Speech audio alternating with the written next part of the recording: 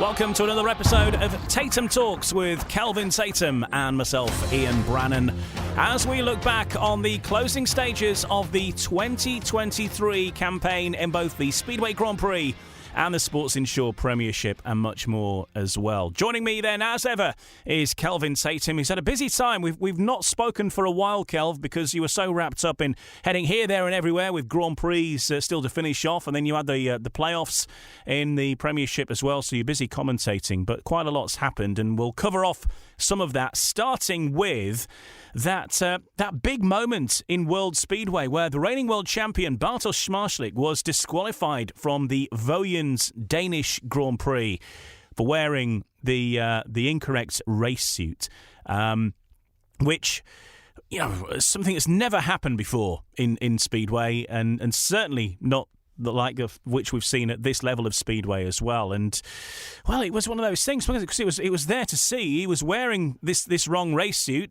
in the qualifying, and it was there on TV, and then later in the afternoon he's disqualified and he's out of the meeting, and a sensational situation with him being really on the cusp of winning the world title at this point. Well, when you say everybody saw it, actually during the qualifying when he was wearing the incorrect suit, nobody actually in the pit area, his crew, FIM on the ground, actually nobody actually picked up on it at that point. It was actually somebody that was working for the rights holder that actually was instrumental in actually pointing it out, that he was wearing his league racing suit, I believe. So that's how that came about. So it was slightly unusual that not even his team actually sort of pointed it out. But I guess because it was the same colour and they're so focused on what they were doing, they just didn't even think about it, to be perfectly honest. It was really dramatic, and it seemed harsh at the time, and I still believe that. I think it was a very harsh penalty to actually be DQ'd after qualifying wearing the wrong suit. A heavy fine possibly may have been more appropriate. But, and it was really upsetting. He was very upset. I mean, I think it shook him up really badly. And, of course, he went into Voyens probably fully expecting, like most of us, to clinch his fourth world championship there. And it went from a 24-point lead, and as it turned out, he left, well, at the conclusion of that Grand Prix, it was only 6 points. So, you know, all those scenarios, you know, the way the few days afterwards must have been really difficult for him. But it was, as you say, unprecedented. It's a law, it's a rule that's in the book that's a new one in regards to that suit if you're not wearing it. So yeah, really tough one, but you know, in the end he came through in flying colours. But that Voyens and the way Freddie Lindgren very nearly won it, coming 18 points, it all sort of like stacked up against British Zmarzlik. So yeah, dramatic stuff, very much so. And as I say, it didn't really sit easy with me, having been both sides of the fence. I just thought at the time it was, okay, I understand rules are rules, but it just seemed rather draconian, that one. He didn't really gain an advantage from it. It's not like he top qualifying because he was wearing that suit. In actual fact, he had one of his poorer qualifying sessions, but there we are. So we moved on. But I'll tell you what, the atmosphere in the place was just, what a mood hoover it was. You know, it was just really, really flat. And as I say, I think when it all went down, I think, you know, Phil Morris, you know, everybody to do with running the event, I think they were all a little bit like, crikey, what have we done almost? You know, what are we doing? Is this right? It didn't feel right, Ian. It just didn't feel right. It seemed way over the top, but there we are.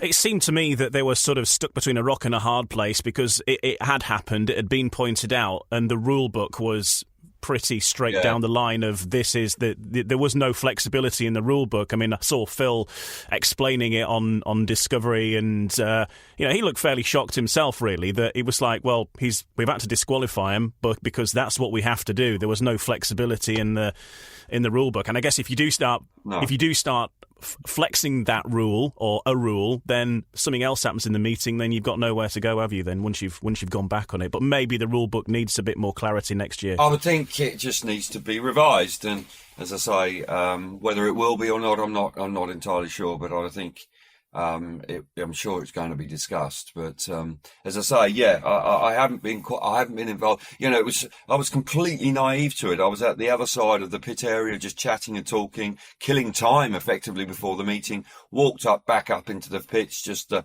have a chit chat, to just waste a bit more time, and then of course I was informed. And you're right about Phil Morris. I think it was one of the hardest things that Phil Morris has ever had to do. I really do. To go and tell the current world champion, championship leader, fully expected to win that day, his 4th championship. I'm sorry, mate, but you got to go home. And that must have been a tough one. So, extraordinary. A decent Grand Prix in the end, but obviously the undercurrent of Zmarzlik being DQ'd sort of overrode Leon Madsen's victory there. But a good meeting for Leon Madsen. He running around the track, he was excited about his win. And the Danish fans, obviously, they've been starved of victories in Voyens, actually, when you look back in history. But no, it was a good moment for him. And of course, 18 points for Freddie, giving himself half a chance going into Torrens.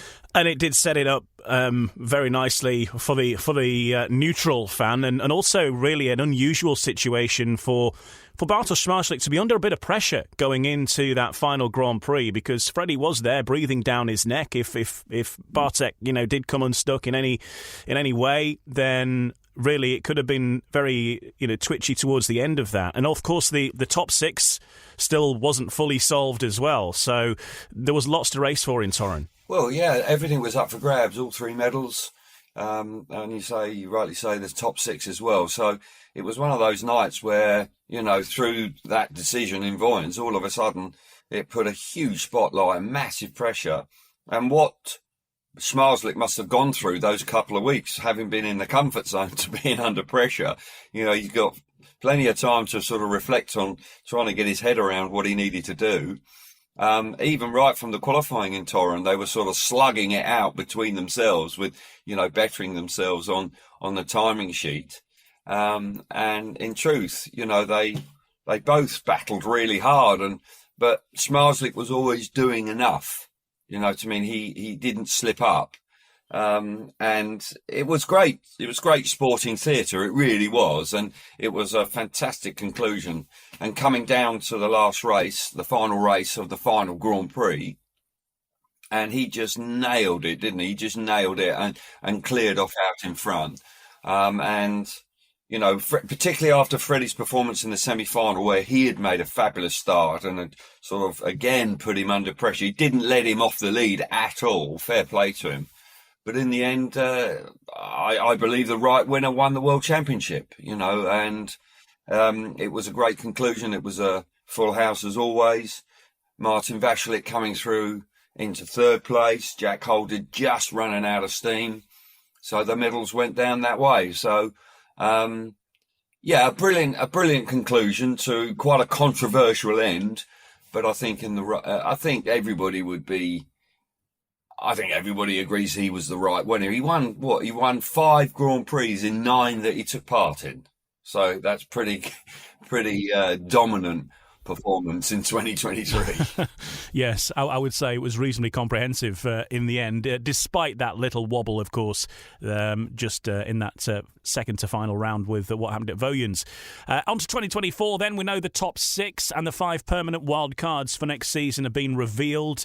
Great Britain icons Dan Bewley and Ty Woofenden return to the series. They're joined by 3 riders making their full-time debut in the Speedway Grand Prix. Dominic Kubera, Andre Lebedevs and Kai Hülkenberg becomes his country's first SGP full-timer since Martin Smolinski in 2014. Jan Kvek entering as well. It all got fairly complicated, really, because there were riders getting in there who finished next in line from the challenge, and with Robert Lambert and also Jason Doyle qualifying, that gave further opportunities to those finishing in the GP Challenge, didn't it? Yeah, it's quite complicated, that, but because Robert Lambert ended up in 6th place, Ian, that enabled Jan Kvek, who finished 5th in the Challenge, to be promoted into being a permanent wildcard, permanent Grand Prix rider. So Jason Doyle, obviously, he qualified by the fact that he won the Challenge. Wozniak is in because he finished 3rd. And then you had Robert Lambert in 4th, but because he finished 6th, then Jan Kvek is promoted into being an SGP rider. So, yeah, top 6 looked quite handy. Bewley just fell away at the end, ran out of steam. I think he was tired, in truth. I think he had so much racing at the back end of the season with all the playoffs and all of his commitments. Just think he was running on empty a bit. Robert Lambert came on pretty strong. Ty Woofenden, obviously, got no argument with that wild card. Got injured at a crucial moment, just when he was beginning to show some really good form again, actually, Woofenden. So, good that he's back. But it then gets a little bit more sort of, I think there will be some question marks over some of the wild cards. Depends how you look at it, doesn't it? Obviously, a lot more opportunity for some riders who haven't appeared in the Grand Prix before or indeed been in it regularly. But of course, in order to make way, there are some big names who have dropped out of the series, and most notably Max Frick and Maciej Janowski. But it is going to be interesting to see how this goes with some of those regular faces now not involved and new faces coming in. Yes, exactly. And I think that, it again, is unprecedented. Ordinarily, it's like that you get one new face on the turnaround from year to year. So they've had a change of thought process there, change of tack. I look at the lineup and I think it's weaker as a consequence. With respect to Lebedevs, Kai Hülkenberg, Jan Kvek, Wozniak, Kubera. I don't know if that makes the lineup stronger. In my opinion, it doesn't. I think it's tough on Max Frick and Maciej Janowski. I think Frick will feel that he'd done possibly just enough. He rode with an injury right at the end. He frustrates at times, Frick, because he looks great and then he disappears. But I think time will tell whether those wild cards are better. Lebedev's had plenty of opportunity last year. I think he's probably as good as he's going to be. I think he's a real try. He's a real sort of a bull of a rider, hard charger, but I don't think I'd be surprised if he starts making finals next year. Kai Hülkenberg, lovely guy, professional guy. He's had plenty of opportunities of wild cards. As I say, I think I sense from the reaction anyway, I think it's not been universally supported. I think there's been quite a lot of negative reaction to the way they've selected the wild cards this year in the lineup. And Mikkelsen gets in because he won the European Championship but had a really poor campaign at Grand Prix. He's going to have to up his game massively. But you could almost sort of like pick the top 8 now, effectively, if you go on, history. So they've certainly they definitely haven't made it harder for Bartosz Zmarzlik to win his 5th World Championship. What they have done is expand the amount of countries that have a home rider in it now. So there are 9 countries represented in the Grand Prix. So Poland, Sweden, Slovakia, Australia, Denmark, Great Britain, Latvia, Germany and the Czech Republic all have a full-time representative. Looking at the substitutes as well, we mentioned Max Frick and Maciej Janowski. They are the first 2 substitutes. So if anybody gets injured, and there's a reasonable chance of that, I think in Speedway, I don't think there's been many seasons where, or if any, we've gone through without a substitute coming in at some point. And some of those could, of course, be for a long period as well. I mean, we don't want anybody to get injured, but somebody could go down for the majority of the Grand Prix series. So Max Frick would be first call, followed by Maciej Janowski. Then Kim Nielsen, of course, a rider in 2023 who could be featuring again in 2024. And then we're getting further down the substitutes list now, so maybe less likely to see them. But Rasmus Jensen was 4th choice. Luke Becker is 5. Dimitri Berger at 6, and Matthias Cherniak is 7th choice. fairly unlikely that we'll see all 7 of them in a Grand Prix. One thing that has been suggested in terms of the substitutes, it would maybe be an idea for them to sort of rotate so that if you come in, when your turn is over, then you go back to the bottom of the pile again maybe, and some of these ones further down the list might get an opportunity over the course of the season because, of course, Max Frick's going to get first shot every chance, isn't he? But those are the substitutes. We spoke about Luke Becker quite a bit. Obviously, he hasn't made the full lineup, but he is there as a substitute. He is, and there was a big push with Luke. He had the opportunity to ride in Torren as a consequence of injuries to Jankovic, actually, who had broken his arm. So he turned up. He was a little nervous, I sensed, but he didn't really disgrace himself. But I don't think he's ready to be a full-time Grand Prix rider just yet. He's clearly, Greg Hancock is playing a role there alongside him, and who's to say that he won't come on leaps and bounds in the next year or two? I think he's like 24. He's a nice rider. He's a talented rider. I think it's just mentally having the capacity to take it to that level. But he's not ready. In my opinion, he's not ready for Grand Prix yet. But rotating the substitutes, I think it's not a bad idea, actually. It's not something that I'd actually given any thought to whatsoever, but I think actually giving 1 or 2, particularly the way it panned out this year, maybe 1 or 2 guys an opportunity to come back in. But it is, as an overview, with the way that the rider lineup is for next season, it's a huge change to the lineup, huge change. And I would argue with anybody, it's not stronger for the change. I hear what you say about 9 countries represented in next year's Grand Prix lineup, but in my opinion, the Grand Prix should always be about the best riders in the world. You know, to me, if you're going to go down that road here, and you're going to say, well, we need... Well, that's what people want to see, isn't it? Yeah. Exactly. If you're going to go down that road, then we need an Italian rider, we need a Spanish rider, but they don't have any. But, you know, the fact is that with respect to Kai Hülkenberg, he hasn't done much, to be honest. He's a good rider, but is he a Grand Prix rider? Is he a Grand Prix winner? I know Maciej Janowski. I think Maciej Janowski was very unfortunate. He was 3rd in the world in 2022. He was in that last race in Wrocław that actually clinched the Speedway World Cup for Poland. He's won at least 8 Grand Prix. He has led the World Championship at times. He's had a poor season.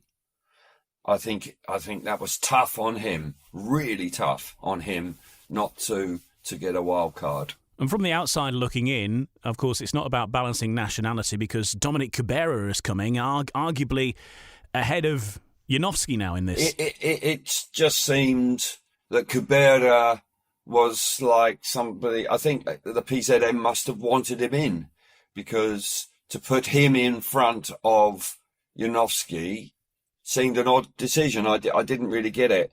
But hey, look, they may prove me entirely wrong. And in lots of ways, I hope they do. But on the evidence of racing I've seen from those guys so far, and none of them are like really young 20s. They're all quite established, quite mature riders. So the chances that they're suddenly going to improve dramatically is remote. But as I say, I hope they prove me wrong. But for me, there's almost like a 2-tier system within the Grand Prix right now. You've got genuine world-class riders, and there's probably 6 or 7 of them. And then after that, it's very difficult to know what they're going to do at any time. We're still awaiting confirmation of the venues and the dates, apart from a couple of rounds. We've got the one in Warsaw, which is happening in May, and of course Cardiff has been announced for the middle of August. Apart from that, we're not sure where we're heading yet. Have you heard any whispers, Kelvin, as to where the Grand Prix might be heading this year? I'd be very surprised if there aren't 3 Grand Prix in Poland. That's been sort of pretty much every season we've gone there. They have switched around. We've had Grand Prix in Leszno before. We then moved to Wrocław, and then Gorzów got dropped, and then it's back. And I think clubs out there are very keen to run them because quite clearly they're prepared to take the financial risk of running them. And with the chances that they're going to fill the stadiums, obviously they're in a pretty strong position there. I would think Voyens will be back. Melilla in Sweden probably be back.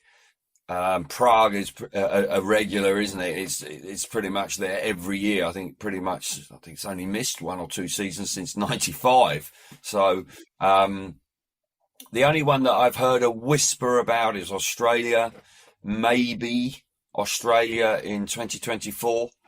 And there is no doubt that there is pressure on Discovery to take it outside Europe. So they've got to do something there.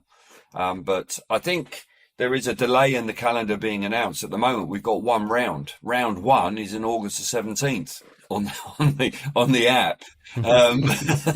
So yes. It looks like it's going back to a traditional World final. But I was going to say it's going to make for a hell of an August for you, isn't it? You're going to be cramming in 10 rounds in 3 weeks. Yeah.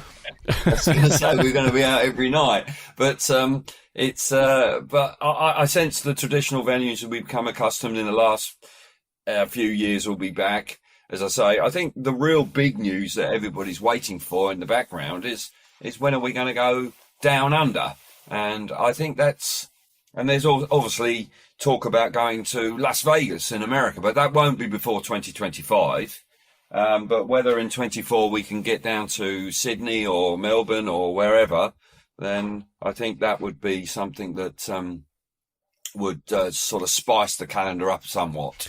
I think as well with Darcy Ward now promoting events in Australia as well, obviously his own events, but then there's the Australian Championships as well. He's involved in a few tracks there, isn't he now? And someone like him could help, get the job done a little bit easier, especially with his connections with Monster and all that sort of side of it, and bring a new look to the a Grand Prix venue or one of those venues to be a Grand Prix venue down there. Yeah, possibly. I don't quite know to what degree Darcy's involved with Motorcycle Australia and how they go about that, but he is a figurehead. He's well known. He's well respected. So they would be wise to use him in that role, I'm sure. But I think that the traditional speedway venues in Australia, I think most of the promoters aren't keen on running a Grand Prix. They haven't been financially that successful there. So I do know from Discovery's point of view, they will need to have good partners. They're going to need support from the state that they're in, that they're going to run in, whether it's New South Wales, Queensland, South Australia, whatever it is. But I would suggest that a temporary track, probably a modern day stadium, would be my sort of educated guess on a Grand Prix down under. Of course, when we were in Melbourne, I mean, the stadium was just fabulous, but it was just a bit too big. It was a bit too big. It was like 100,000 capacity. It was fantastic. It was a Aussie rules football stadium, but it was brilliant, and I was lucky enough to go there. But I'd like to think that we would go to Australia. But I think apart from that, Ian, I think pretty much it will be. We'll probably start late in April and crack on as we have done in recent seasons. The 11th of May is the date for Warsaw back at the Narodowy, and maybe did we have a round before that last time? It wasn't this year. It was, the first round was in Godeshan in, where were we? In Croatia. So we've been there the last 2 years, which was at the end of April. And they seem quite comfortable going there. It's the Pavelic family, isn't it? So they've been running it, and they've run 2 Grand Prix in the last 2 years, having won some previously. But I wouldn't be surprised if we start there again, actually. Yeah, so it could be looking the end of April, but I'm sure that'll all be confirmed all in good time. Let's talk about the Premiership and your British adventures as well, because that was quite a dramatic end to things in the Speedway season this year. The Sheffield Tigers ultimately finally got that top league title under their belts that they've been so close to winning a number of times, but finally got there, although it was a little bit closer than they would have liked. Let's go back, though, looking at the playoff situation in the Premiership, because Sheffield... they had to get past Wolves first up, and Ipswich and Bellevue faced each other in the semi-finals, didn't they? And obviously the top sides there. The real surprise, though, Ipswich getting in right at the death, and in fact they needed a bit of help from the Peterborough Panthers, ironically, who spent much of the season at the bottom of the league, and then they got themselves going, became unbeatable at home, really, and Chris Harris, who else has a hand in knocking out his former side. You couldn't make it up. We ought to be selling this script to Hollywood, because the Chris Harris story is quite remarkable, and we'll go into that in a bit more detail. But yes, the way Ipswich actually clinched their spot in the top four was extraordinary. I think Leicester sort of panicked a wee bit when they got beaten by Ipswich when we were there, and they'd been on a run of 8 victories, and then they got beaten, and then they made some team changes, and they really sort of lost their way and they lost their rhythm. And then to go to Peterborough, where Peterborough needed to beat them by 24, was it? I think it was 24 points on aggregate or something like that. Yeah, it was a 24-point lead. They needed to get to 34 points on the night. That was the marker they needed to get to. They didn't do it, and obviously it was dramatic stuff. And of course, a rider that had been released, Chris Harris, by Leicester, then obviously helps. You couldn't write that. Then he knocks them out. So Ipswich getting in, it was quite a fantastic journey. They then go on and win the Knockout Cup against Sheffield. So they're on a high. The first Monday, the first leg of the first semi-final is rained off. So the first leg ended up being on the Thursday, and Ipswich, in challenging conditions at Foxhall Heath, put in a really good performance. They looked like they were just going to walk it. 18-point lead after the first leg. To be perfectly honest, a lot of the Bellevue boys just didn't get to grips with it at all. And then the following Monday, obviously we had a double header because we had Sheffield racing at Monmouth Green. We were keeping an eye on that. And in truth, I was a bit disappointed that I wasn't at Monmouth Green, because I fancied that Ipswich were going to win relatively comfortably with the lead they had. As it turned out, it was quite a remarkable night. They went 22 points behind after 4 races, Bellevue. And when we went to Heat 15, there was just 2 in it. And Heat 15 at Bellevue was the race of the season. Incredible race.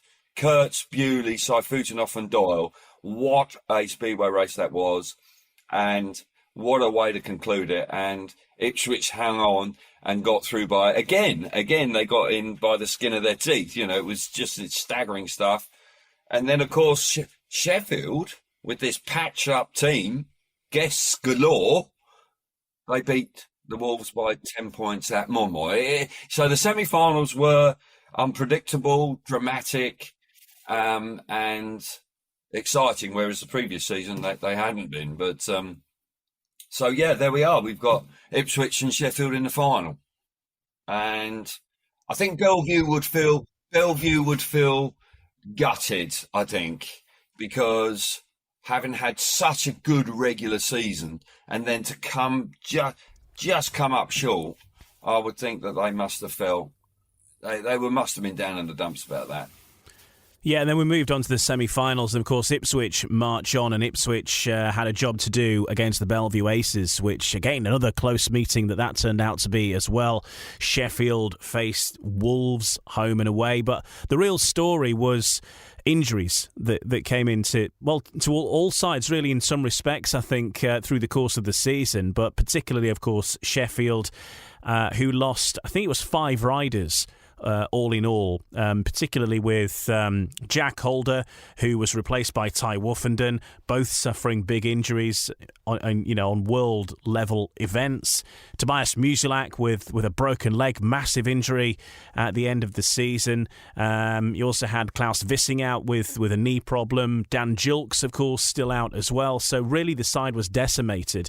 Robert Lambert came in to the Sheffield Tigers And, of course, that went down in different ways in different parts of the country, really, with the Bellevue fans saying, oh, it's interesting now that it's okay for him to ride in the playoffs. But, of course, it was a completely different set of circumstances. And then, who else do you call on for the grand final? But that man again, Bomber, playoff Bomber, back to the rescue. Exactly, and Chris Harris, he actually helped Ipswich through to the final, and then of course he's actually then racing against them in the grand final shootout at Allerton on the second leg. I mean, and what a performance! He was brilliant at Vauxhall Heath on that first leg against Bellevue. He scored a whole with Jason Doyle out, and he did remarkably well. He did the job that Doyle was going to do. He then did a great job, of course, of riding subsequently. But then, I'm thinking, well, Ipswich have got this lead. Sheffield were a bit shell-shocked after that, they looked a bit down in the dumps. Fair play to them. They never threw the towel in. They were immediately on the front foot at the conclusion of the first leg. I was listening to Josh Pickering in an interview, Simon Stead, this isn't over. And they remained very upbeat. And by golly, did that prove to be the case, because they came out all guns blazing in very challenging conditions. The rain came down throughout the evening in Sheffield, and they just kept coming at them. And really, by about heat 8, Ipswich needed to try and steady the ship. They needed a heat advantage at that midway point just to stem the tide of what the Tigers were throwing at them, but they couldn't do it. They just couldn't do it. And brilliant performances from Chris Holder had a nightmare first leg. He turned up in the second leg. He rode out of his skin. Pickering was brilliant. Lambert was doing his stuff. And that man again, what's his name? His name is Chris Harris. Chris Harris is out there doing his stuff. Difficult night. It's raining cats and dogs. Harris doesn't care. He's just giving it his all. So this huge turnaround and a dramatic finish, and fair play to the Tigers. Never won it at the highest level. They managed to do it. You had to feel for Ipswich. It was like deja vu, but they couldn't quite save the day in the end. But in difficult conditions, Ian, that was a pretty decent way to finish the season. And the score chart, the scoreboard, kept it really exciting. Chris Harris has had a tremendous season, and we had an interview with him last week where we talked to him about, the playoffs. I mean, he's great, most meetings, isn't he? You very rarely see him have a bad one, but what is it about the playoffs? And he said, he sort of likes a bit of added pressure, sort of brings out the best in him, really. And he's had a terrific season, and he's performed in the high-pressure environments. He won the championship pairs the night before Cardiff with Ben Basso riding for Glasgow. He's won the league title with Glasgow in the championship. He's also helped Sheffield win the Premiership title as well. I know he only rode for them for one meeting, but it was a big meeting. Came second in the world in the long track as well. I think this is one of the best seasons that he's ever had, really, Chris Harris, and he really performs in these high-pressure environments. Absolutely, and he's proven it. It's not just like in the last year or two. I mean, he's been doing this for over a decade. I remember when Coventry won the league, I think it was back in 2010, he did it then. I mean, he just becomes a gladiator. He just ups his game. It really gets the juices flowing for him. And he focuses in and he produces some stunning performances and real, that bulldog really, never say die attitude really comes shining through. He actually relishes the challenge of a playoff rather than being intimidated by it. And I think that's why he's always, clearly like this year, very high demand. It does then make you wonder why he was released by Leicester. Do you know what? I think it was a numbers game, and I think with the loss of Nick Morris, which is where it all stems from. And I don't think Leicester would have made certainly any major changes were it not for that Nick Morris situation that came along, and one thing led to another, and to make the averages fit, I think they just juggled things round. I think Stuart Dixon has sort of said since then that maybe he might not make that decision again if he had his time again to do that. I would be pretty confident on saying that he wouldn't. I think the changes he made didn't work. Craig Cook and Richie Worrell coming in, they didn't set the world on fire. Cook obviously had his own personal issues, and that just didn't happen. Richie Worrell, steady rider, probably feeling that he probably thought that he would do a better job than Harris. In Stuart's defence, I would suggest that Chris hadn't had a great run at Leicester. I think he was finding it difficult adapting to the track, his home track. But, it's so difficult. In hindsight, he'll probably think, well, crikey, I did the wrong thing there, particularly when you look at the form at the back end of the season. But Harris is one of those guys, he never knows when he's beat. He's always going to be trying. So there we are. But yes, Leicester obviously had, you can't legislate for riders sort of failing drug tests. And that made it awkward, but possibly a little bit more patience at that time may have proved to be. But they had other riders like Sedgman sort of lost a bit of form as well. And, to me, they just, after having had that fabulous run, they just seemed to stall a bit. And obviously Morris then being withdrawn seemed to unsettle the team.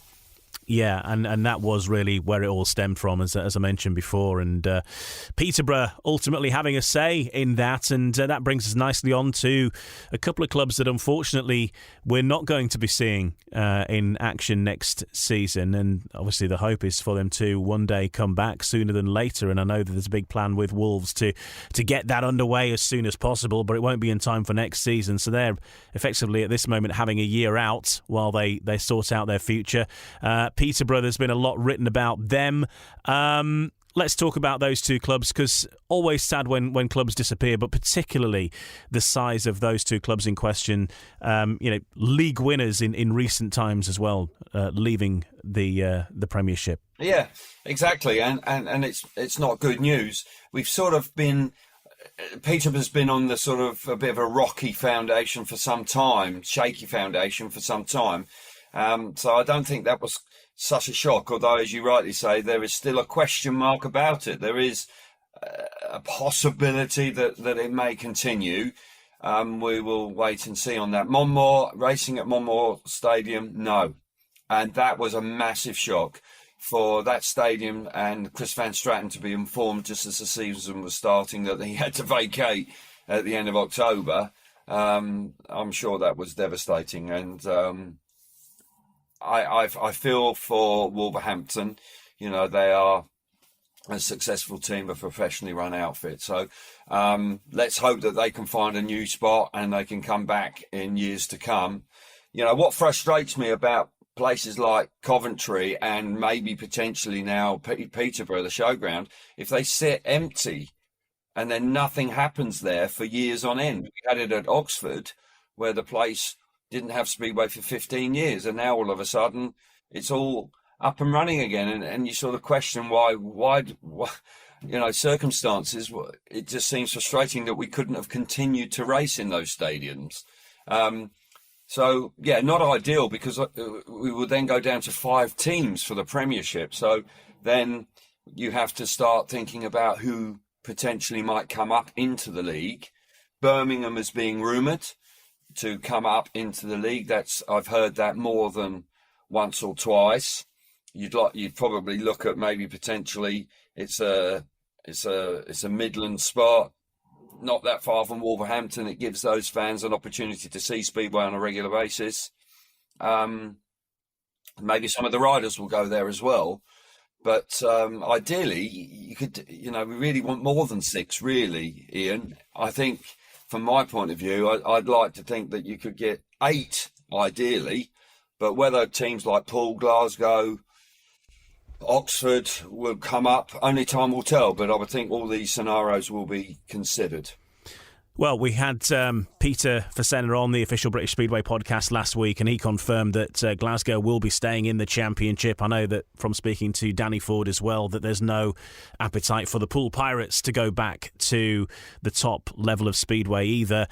Oxford, I think there is potentially some interest there. Whether they're going to act on it this season or not, I don't know. But certainly I think, if of those three, if any of them would, I think it probably would be Oxford first. Yeah, and Oxford, talking to Scotty Nichols, who I've been working with throughout the season on the TV, he rides for the Cheetahs. He says it's a smashing place. The place has been knocked back into shape. It looks good. Nice little track, so don't see any concerns about stepping up in that regard. It's just whether they fancy to do it. I'd like them to come back up because it's nearer my home. It's not such a long journey. Yes, there is definitely that.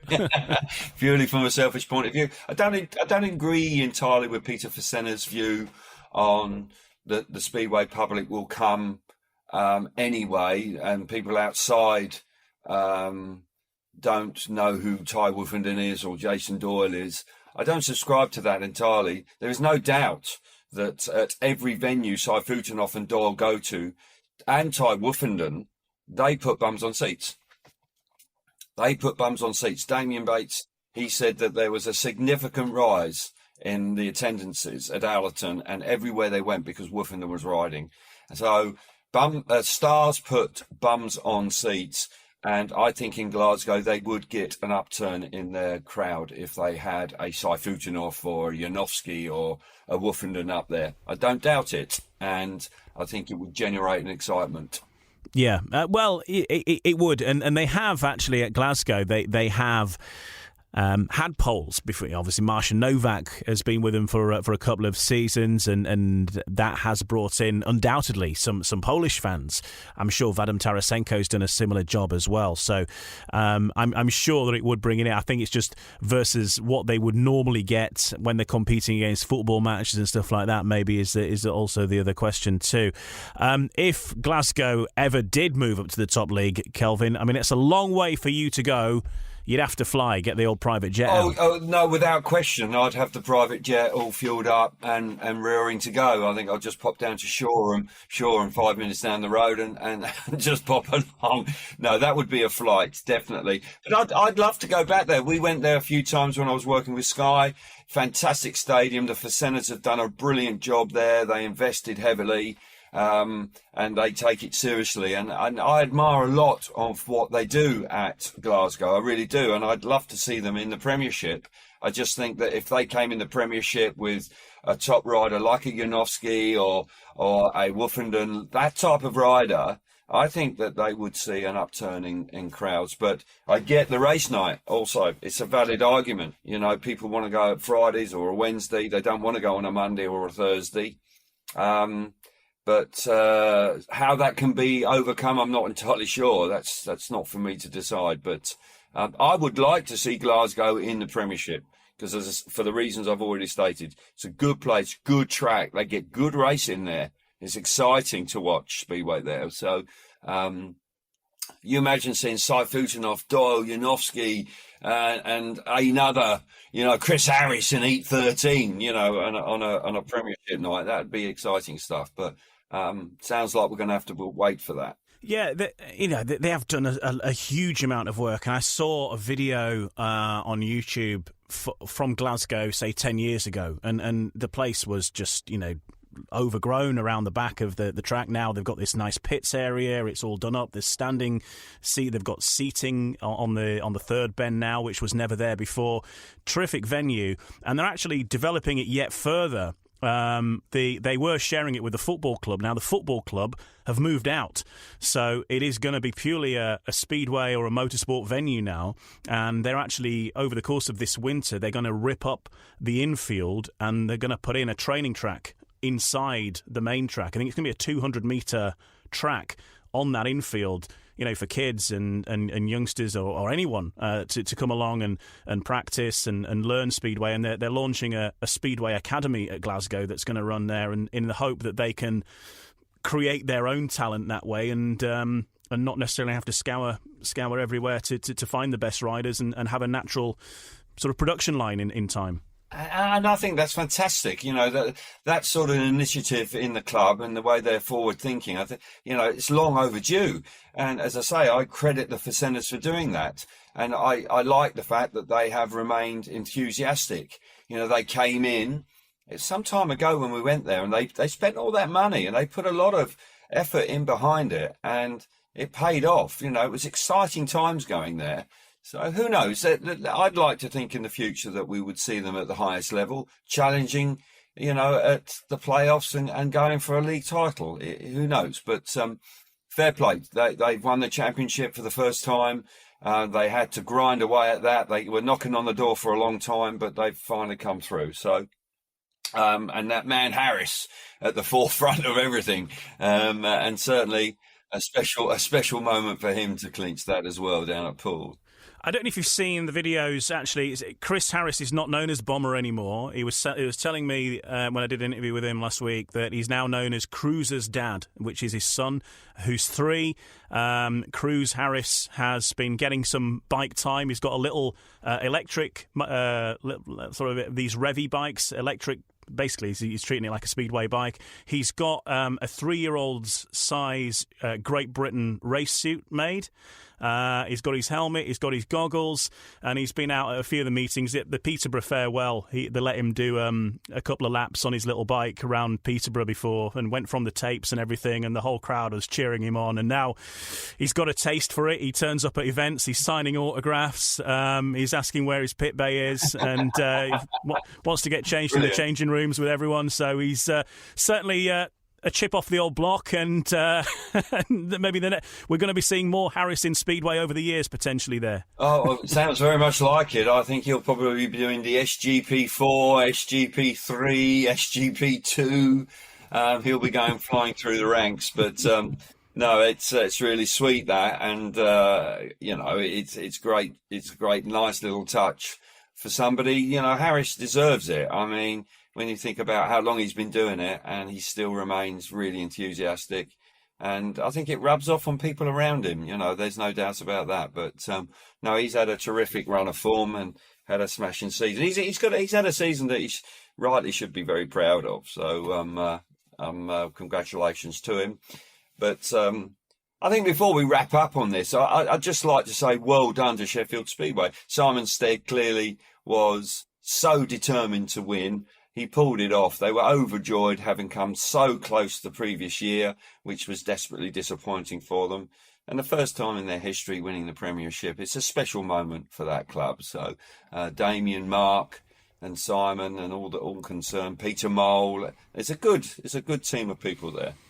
Yeah, they've been solid all season, up until the injuries, of course. But I think, guests and all this kind of stuff, that's part of the sport. It's part of the skills of the promoters, of the team managers to identify, those replacements as well. And one of those was Chris Harris. And just to round things off, it has been the year of the Tiger, with the Sheffield Tigers and the Glasgow Tigers winning the top 2 leagues. And what binds them together was the rider to help seal it for both sides, for both sets of Tigers, was, of course, Chris Harris, as we round things off as we started. Yeah, exactly. Perfect. No, good times. And as I say, brilliant for both of them. So as I didn't see the Glasgow one, but the way Sheffield came back, I felt for Chris Louis and Richie Hawkins. That was tough to take, but they were very, very gracious in defeat, and I'm sure they'll reflect on their season with more positives than negatives, that's for sure. And I'd like very much to see, Emil Sayfutdinov has been a joy to watch this year overall. He really has. So and I know he's very keen to come back, so let's keep our fingers crossed that can happen. Yeah, now it's the AGM coming up very soon, where things are going to get confirmed. I think a number of team managers already have a rough idea of what's likely to lie in wait, but that time of the season now where riders are trying to find a place in a team and look at plans for next season. So it's an exciting time from that point of view now, or a nervous time, depending on who you are. It can be quite nerve-wracking because riders at Monmore Green, Wolverhampton, they're out of a job, and there's always this uncertainty at this time of year, not quite sure which Even as a top rider, you're never completely comfortable and confident that you're going to be going back. You've still got to negotiate. You've still got to go through that. So there is some uncertainty there. Obviously, the AGM will be very important as it is annually. Make sure the point limit stays somewhere similar. To be honest, the point limit needs to go up a little bit, in truth. I think that would help. But regarding, I think the number one thing is making sure we got enough teams in the Premiership. From that point of view, that needs to be very much at the forefront. I'm sure it is at the forefront of everybody's minds. But maybe we'll do another podcast on the reflecting on exactly how that all turns out, Ian. And have a little bit more of a chit chat about that. I think that could be quite good. But right now, I think it's been a good season. I think we had a lot of rain-offs at the beginning of the year, which was tough to take. We obviously, from my point of view, I started late on Eurosport, but I obviously was the Midas touch because the sun came out and we got going, and we had a much improved British Grand Prix this year. The track was much better. We didn't have a British winner this time, but the meeting, I think, overall was much improved from last year. And we've had a great conclusion with the playoffs. So from that perspective, it's been a success. Yeah, it's going to be interesting what happens for next year. And I think you're right. It would be good to talk about the AGM and what comes out of it and any rule changes. Because I think this year, Phil Morris felt that obviously he came into things fairly late, didn't really have a chance to make any changes. I think this year that they're going into next year, there will be some alterations based on his experiences this year. I think it could be interesting in a good way, some different innovations. And maybe, I don't know, he did mention when I interviewed him earlier in the season that he was looking to maybe unify the rules in this country versus, say, Poland to make things standard across the board. So you can read between the lines there maybe of things that happen elsewhere in the world versus that don't happen here and maybe how things might run. So We'll find out anyway when that's done, but I think it could be interesting and maybe some quite significant, maybe not massive, but significant changes that are going to affect all meetings. Yeah, exactly. So it'll be good to reflect on that and sort of give an opinion and sort of like bounce it around. That'll be something to sort of get our teeth into once they're all done and dusted. As I say, there are some big decisions to make. When teams are closing or clubs are closing, obviously that's a major concern. So that's got to be something that will take. That'll take some knocking around. That won't be just a 5-minute job to do that. But I think there are, fortunately, I think there's a will to make it happen. There's no question about that. I think the AGM is happening in Tenerife, if I've heard that right. So maybe we should go and camp outside the hotel, Kelv, and get the gossip. Sounds like a good business trip. I think I know it's a tough job, Ian, but somebody's got to do it. Flying down to just as the weather's turning here and the temperature's plummeting, and we've got to go down there and suffer the 25, 30 degree heat, sat outside with a beer, waiting for us to talk to somebody. Sounds dreadful, but we'll do it. We'll do it. We'll dig deep. I think if we really put our minds to it, we could do it. Yeah.